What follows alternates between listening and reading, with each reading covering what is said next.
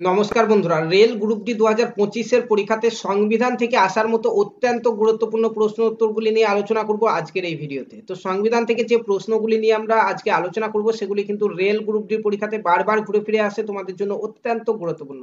তার জন্য ক্লাসটি প্রথম থেকে শেষ পর্যন্ত দেখবে। পাশাপাশি রেল গ্রুপ ডি 2025 জন্য যারা প্রিপারেশন নিচ্ছ চ্যানেলটিকে সাবস্ক্রাইব করতে ভুলবে না। দেখো ফার্স্ট কোশ্চেনে বলা হয়েছে নিয়োগের সময় রাষ্ট্রপতিকে শপথ বাক্য পাঠ করান কে?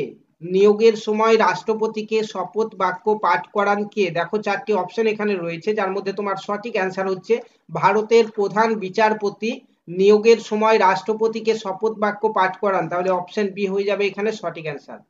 নেক্সট দেখো 2 নম্বর প্রশ্নতে বলা হয়েছে ভারতের রাষ্ট্রপতি হলেন কি? দেখো এখানে চারটি অপশন রয়েছে, তো ভারতের রাষ্ট্রপতি হচ্ছে রাষ্ট্রের প্রধান, অপশন এ তে রয়েছে সঠিক অ্যান্সার। নেক্সট 3 নম্বর কোশ্চেন দেখো, বলা হয়েছে যে গণপরিষদের সভাপতি কে ছিলেন? গণপরিষদের সভাপতি কে ছিলেন? তো গণপরিষদের সভাপতি ছিলেন রাজেন্দ্র প্রসাদ, অপশন সি তে রয়েছে। নেক্সট 4 নম্বর কোশ্চেন দেখো, বলা হয়েছে যে ধর্মনিরপেক্ষ শব্দটির অর্থ হলো কি? চারটি অপশন দেখো, ধর্মনিরপেক্ষ শব্দটির অর্থ হচ্ছে রাষ্ট্র কোনো ব্যক্তির ব্যক্তিগত ধর্মীয় বিশ্বাস এবং ধর্ম প্রচারের স্বাধীনতায় হস্তক্ষেপ করবে না, এটাই হচ্ছে ধর্মনিরপেক্ষ শব্দটির অর্থ। অপশন সি হচ্ছে এখানে সঠিক অ্যান্সার। 5 নম্বর কোশ্চেন দেখো, বলা হয়েছে ভারতের রাষ্ট্রপতির পদপ্রার্থীর বয়সের ঊর্ধ্বসীমা কত? তো ভারতের রাষ্ট্রপতির পদপ্রার্থীর বয়সের কোনো ঊর্ধ্বসীমা নেই, তাহলে অপশন ডি হচ্ছে সঠিক অ্যান্সার, কোনো ঊর্ধ্বসীমা নেই। নেক্সট 6 নম্বর কোশ্চেন দেখো, বলা হয়েছে তথ্যের অধিকার আইনটি কোন সালে কার্যকারী হয়? তথ্যের অধিকার আইনটি কোন সালে কার্যকারী হয়? তো তথ্যের অধিকার আইনটি কার্যকারী হয়েছিল 2005 সালে, অপশন বি হচ্ছে সঠিক।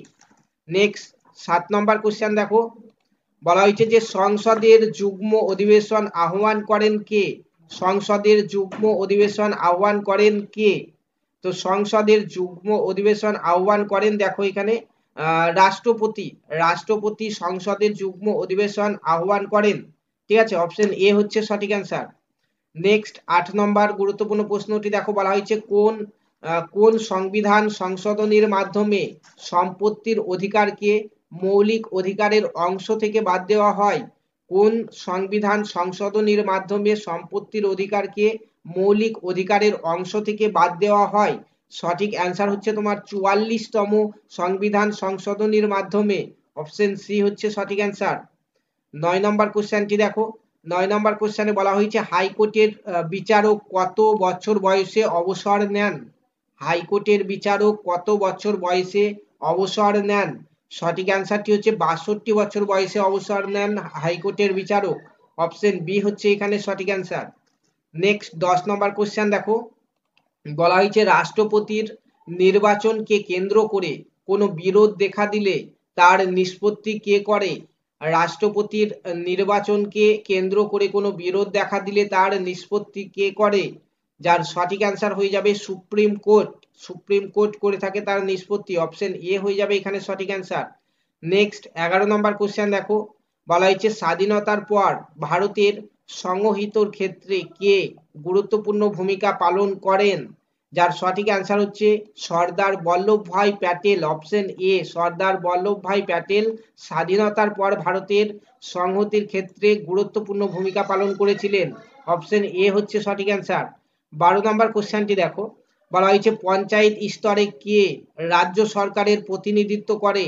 পঞ্চায়েত স্তরে কে রাজ্য সরকারের প্রতিনিধিত্ব করে?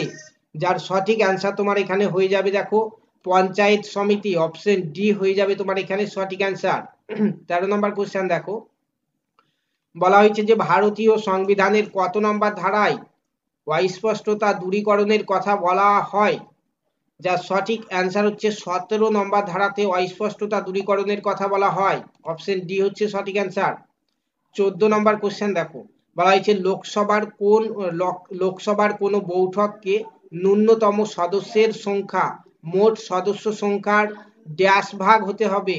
তাহলে তোমার এখানে সঠিক অ্যান্সার কি হবে? সঠিক অ্যান্সার হচ্ছে 1/10 ভাগ হতে হয়, তাহলে অপশন সি হচ্ছে সঠিক অ্যান্সার। 15 নম্বর কোশ্চেন দেখো, বলা হয়েছে যে ফকেটিং কোন দেশের কেন্দ্রীয় আইনসভা? ফকেটিং কোন দেশের কেন্দ্রীয় আইনসভা? তো সঠিক অ্যান্সার হচ্ছে ডেনমার্কের কেন্দ্রীয় আইনসভা হচ্ছে ফকেটিং, অপশন বি হচ্ছে সঠিক অ্যান্সার। 16 নম্বর কোশ্চেন দেখো, বলা হয়েছে যে প্রস্তাবনায় উল্লেখিত যে রাষ্ট্র ব্যবস্থা ভারতীয়দের ভোটাধিকার প্রদান করে সেটি হলো, প্রস্তাবনায় উল্লেখিত যে রাষ্ট্র ব্যবস্থা ভারতীয়দের ভোটাধিকার প্রদান করে সেটি হলো, তোমার এখানে সঠিক অ্যান্সার হয়ে যাবে গণতন্ত্র, অপশন বি হচ্ছে এখানে সঠিক অ্যান্সার। 17 নম্বর প্রশ্ন দেখো, বলা হয়েছে যে হাইকোর্টের বিচারপতি হওয়ার যোগ্য হলো কে? দেখো এখানে চারটি অপশন রয়েছে। তো হাইকোর্টের বিচারপতি হওয়ার যোগ্য হচ্ছে, হাইকোর্টে 10 বছর অ্যাডভোকেট হিসাবে কাজের অভিজ্ঞতা থাকতে হবে, তারপরে কিন্তু হাইকোর্টের বিচারপতি হওয়া যায়। তাহলে অপশন সি হচ্ছে তোমার এই প্রশ্নের সঠিক অ্যান্সার। 18 নম্বর কোশ্চেন দেখো, বলা হয়েছে যে সংসদের সদস্য না হওয়ার সত্ত্বেও কে কেন্দ্রীয় আইনসভার যে কোনো কক্ষ আলোচনায় অংশগ্রহণ করতে পারে? তো এটির সঠিক অ্যান্সার হচ্ছে অ্যাটর্নি জেনারেল। অ্যাটর্নি জেনারেল সংসদের সদস্য না হওয়ার সত্ত্বেও কেন্দ্রীয় আইনসভার যে কোনো কক্ষে আলোচনায় অংশগ্রহণ করতে পারে, অপশন সি হচ্ছে সঠিক অ্যান্সার। 19 নম্বর প্রশ্ন দেখো, বলা হয়েছে কত বছর বয়সে সুপ্রিম কোর্টের বিচারক অবসর নেন? কত বছর বয়সে সুপ্রিম কোর্টের বিচারক অবসর নেন? তো সুপ্রিম কোর্টের বিচারক 65 বছর বয়সে অবসর নেন, অপশন ডি হচ্ছে তোমার এখানে সঠিক অ্যান্সার। ঠিক আছে, চলো নেক্সট 20 নম্বর প্রশ্ন দেখো। 20 নম্বর প্রশ্নতে বলা হয়েছে রাষ্ট্রপতি রাজ্যসভায় কতজন সদস্যকে মনোনীত করতে পারেন? রাষ্ট্রপতি রাজ্যসভায় কতজন সদস্যকে মনোনীত করতে পারেন? তো তিনি 12 জন সদস্যকে মনোনীত করতে পারেন, অপশন এ হচ্ছে সঠিক অ্যান্সার।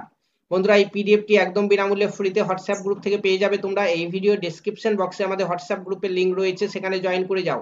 দেখতে পাচ্ছ পিডিএফ এর একদম নিচের দিকে প্রত্যেকটি প্রশ্নের অ্যান্সার দেওয়া হয়েছে। পাশাপাশি রেলওয়ে গ্রুপটির জন্য যারা প্রিপারেশন নিচ্ছ চ্যানেলটিকে